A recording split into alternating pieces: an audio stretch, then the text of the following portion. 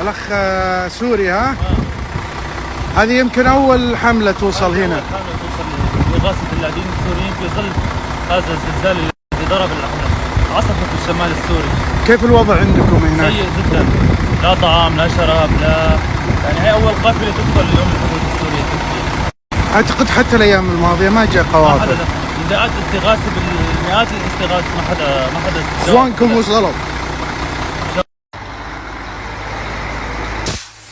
هذه الشاحنات الآن تعبر.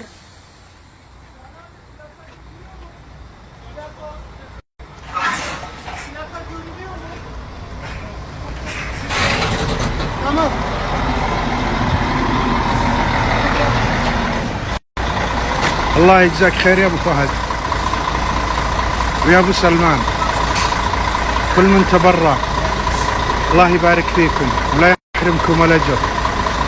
الله يحفظ وطننا اللي دائما سباق في نجدة اخوانه. اللهم لك الحمد.